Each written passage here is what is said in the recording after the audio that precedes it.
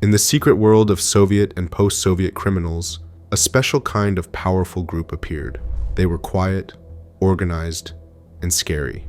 These top criminals didn't just use violence, they followed a strict set of rules. They called themselves thieves in law. To outsiders, they were gangsters. But inside the brutal ecosystem of Soviet prisons, they were something closer to kings. These men lived by a code older than most regimes, a code that rejected the state, society, and even family. No wives, no jobs, no cooperation with the law. Their loyalty was only to the code and to each other. They didn't just run prison blocks. They ran entire cities, black markets, and even corrupt branches of government. And the rules they followed weren't written in books. They were carved into skin and enforced in blood. A star tattooed on your shoulder could mean you've earned the highest respect. In their world, every mark meant something, and breaking the code could mean disappearing without a trace. From Stalin's gulags to the chaos of the 1990s, from smuggled cigarettes to billion-dollar empires, the thieves in law survived it all. But who were they really? How did they rise? And what kind of man becomes a legend in a world built on crime? This is the story of the Vory Zakone, a hidden empire ruled by silence.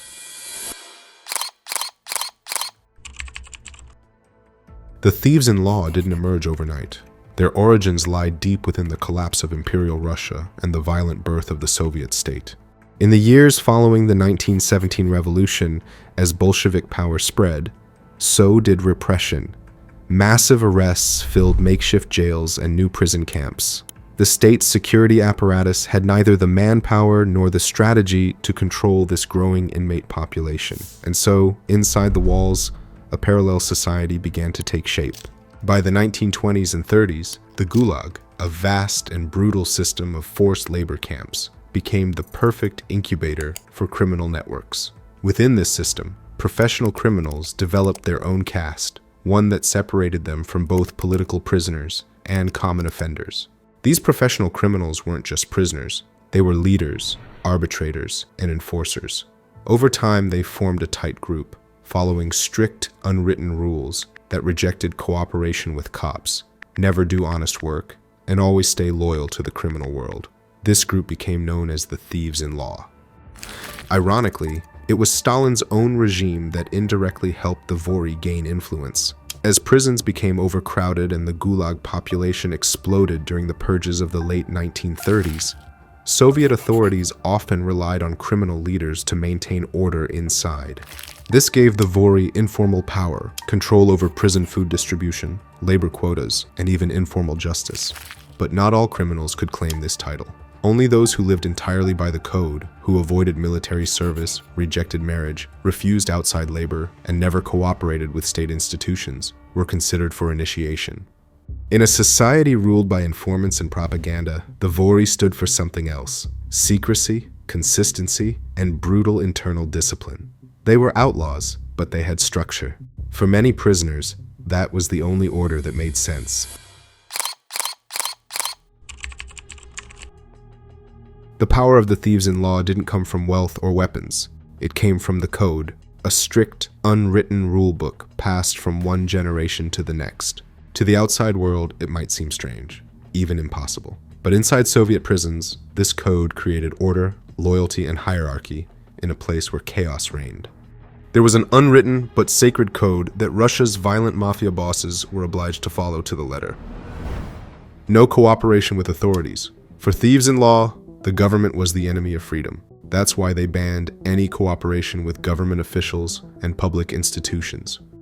This ban probably came from the idea that the boss had to make decisions on his own, following only the thieves' rules, and what was good for their community, never giving in to pressure or orders from anyone, especially the government. Never own a house. This core principle of the criminal underworld translated into many related rules that thieves in law pledged to follow. Among them was the ban on expensive property like cars or houses. According to the criminal code, a thief had to live modestly and keep a low profile to avoid authorities. As a boss of other criminals, he had to focus on solving his adherence problems rather than personal enrichment. Never get married.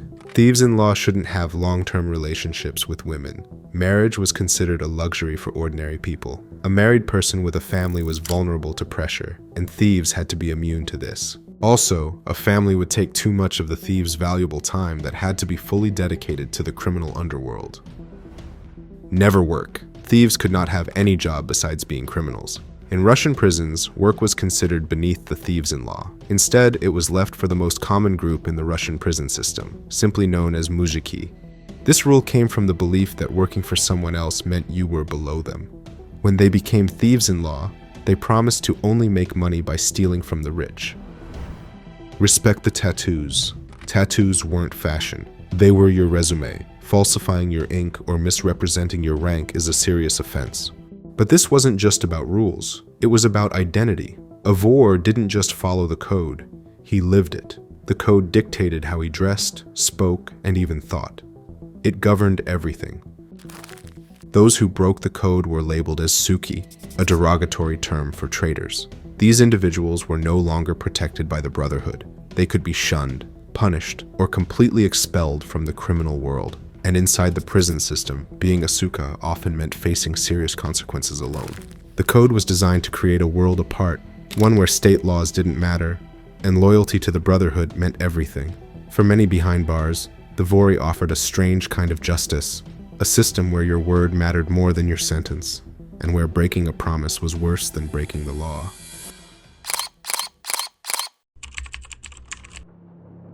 In Russian prisons, tattoos are more than just body art. They are a complex language, a silent code that shows an inmate's criminal history, rank, and personal beliefs. Each symbol, placement, and design has a specific meaning, understood by those within this closed society. Get one of these for no reason and you will be made to regret it. In general, stars, often more than a regular 5-pointed star, mean freedom for Russian criminals. But this common tattoo means different things depending on where it's placed on the body. Stars on the shoulders show someone is a high-ranking thief. Stars near the collarbone mean a criminal was born free, while stars on the knees say the person will never bow down to prison guards. Onion domes are the most common tattoos. These distinctive dome-shaped tattoos represent some of the most recognizable designs in the Russian criminal underworld. Only someone who has completed their sentence can get a church or Kremlin tattooed on their body. The number of domes holds special significance, as it corresponds to the number of prison terms served by the person wearing the tattoo. A spider tattoo tells everyone that its owner is a thief. A spider that climbs up means the person plans to keep stealing. A spider that climbs down means the person has promised to stop stealing. Sometimes, a spider caught in its web means the person with the tattoo has a substance abuse problem. Ring tattoos on fingers carry deep significance in Russian prison culture, with each design telling a specific story about the wearer's criminal background and status. These intricate symbols can indicate someone's rejection of prison authority, their family heritage in criminal circles, their conviction history, or their position within the complex prison hierarchy system. Epaulets represent one of the most challenging tattoos to earn in the Russian criminal underworld. Only the most influential prisoners are permitted to have epaulets tattooed on their shoulders, as this symbol carries a clear meaning: complete rejection of rehabilitation. This tattoo signifies the most respected and feared criminals. Often, those who wear epaulet tattoos come from maximum security facilities and may have a history of organizing or participating in prison uprisings. These tattoos tell the story of someone's life, crimes, and personal beliefs. In prison, they show who you are, what group you belong to, and your reputation.